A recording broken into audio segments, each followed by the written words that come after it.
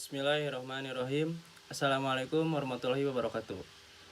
Perkenalkan, nama saya M. Naufal Dira Asmara dan NPM 23.399 dari kelas Logika I.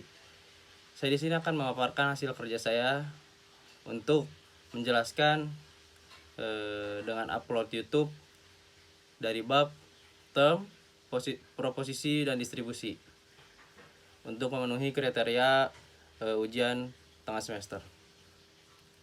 Lanjut ke materi. Term ialah bagian dari suatu kalimat yang berfungsi sebagai subjek dan predikat. Term juga bisa dikatakan dengan kata yang diikat dengan makna. Ada dua jenis term, term konotatif dan term denotatif. Term konotatif bisa disebut dengan ciri, dan term denotatifnya ialah grup dari ciri tersebut. Term konotatif ada 5 kategori untuk bisa menjadikan term konotatif. Yang pertama, genus atau jenis, diferensia atau sifat pembeda, spesia kelas, propria sifat khusus, dan asidensia sifat umum. Agar tidak pusing, kita ambil contoh dari kalimat term. Rumah itu besar. Rumah sebagai subjek, itu sebagai kata penghubung, besar sebagai predikat. Selanjutnya ada di bab proposisi, di mana proposisi ini ialah pernyataan yang dapat diuji kebenarannya. Berarti pernyataan yang fakta atau mutlak. Proposisi kategori dengan yang pertama, subject term, bisa disebut dengan TS, ialah suatu atau orang yang dibicarakan. Yang kedua, ada predikat term, bisa disebut dengan logo TP, ialah hal yang dibicarakannya. Yang ketiga, ada quantifier dengan logo Q, ialah kuantitas universal dan partikular, di mana kuantitas universal yang ada kata semua dan setiap, dan partikular dengan kata beberapa, sebagian. Yang terakhir ada kopula, bisa dengan logo K. Kopula itu sendiri ada yang positif dan kopula negatif.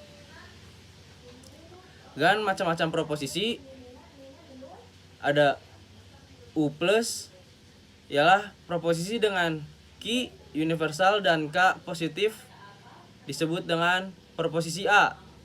Untuk U min ialah proposisi dengan Q universal dan K negatif, bisa disebut dengan proposisi E. Dan P plus ialah proposisi dengan Q partikular dan K positif, bisa disebut dengan proposisi I. Dan terakhir ada P min, ialah proposisi dengan Q partikular dan K negatif, disebut dengan proposisi O. Agar tidak pusing, kita ambil contoh dari setiap macam-macam proposisi. Untuk proposisi A ada di contoh, semua hewan adalah makhluk hidup, di mana kata semua ialah QU, hewan TS adalah kopula positif, dan makhluk hidup sebagai TP.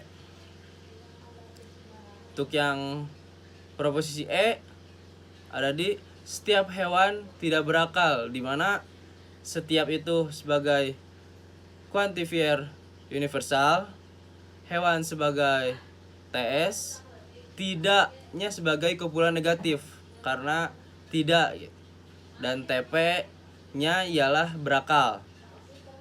Untuk proposisi I ada di contoh, sebagian orang suka olahraga, di mana kata sebagian ialah quantifier partikular, dan orang sebagai TS, suka sebagai kopula positif dan olahraga sebagai TP. Dan yang terakhir proposisi O, beberapa orang tidak suka olahraga, di mana beberapa ialah quantifier partikular, orang sebagai TS, tidak suka sebagai kopula negatif karena tidak suka, dan olahraga sebagai TP. Untuk bab yang terakhir ialah distribusi, di mana distribusi ini ialah berhubungan eratnya dengan pembahasan denotasi term subjek dan predikat, terutama pada term predikat apakah merangkum seluruh golongan atau hanya sebagian.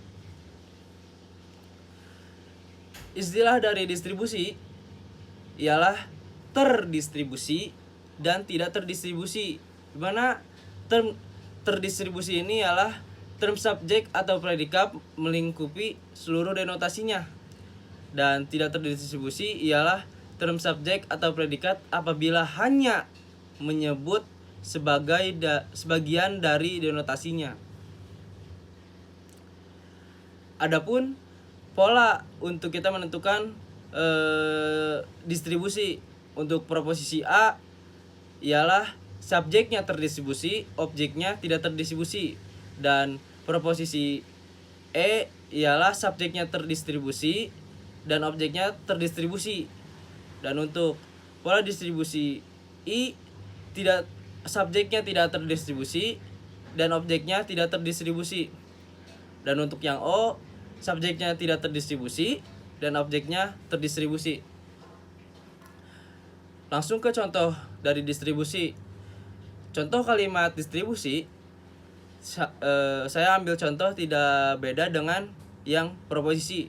Untuk yang distribusi A, semua hewan adalah makhluk hidup, di mana yang tadi saya sebutkan semua sebagai QU, hewan sebagai TS, adalah sebagai K+, dan makhluk hidup sebagai TP.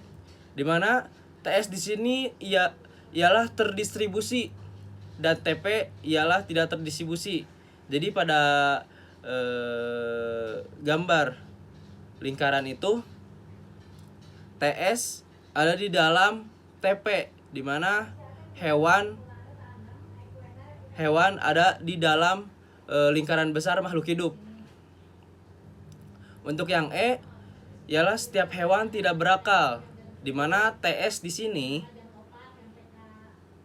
sebagai terdistribusi dan TP itu sendiri sebagai terdistribusi.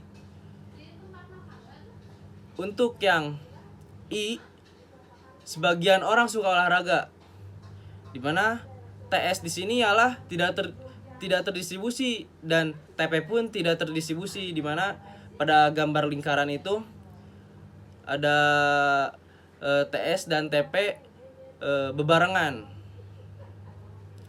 Dan untuk yang O, ada beberapa orang tidak suka olahraga, di mana TS ialah tidak terdistribusi dengan lingkaran abu dan olahraga atau TP terdistribusi dengan lingkaran putih,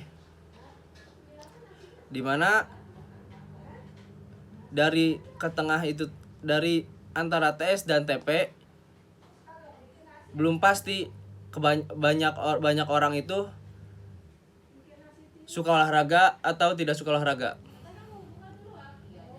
Sekian dari penjelasan saya. Mohon maaf apabila ada kesalahan. Assalamualaikum warahmatullahi wabarakatuh.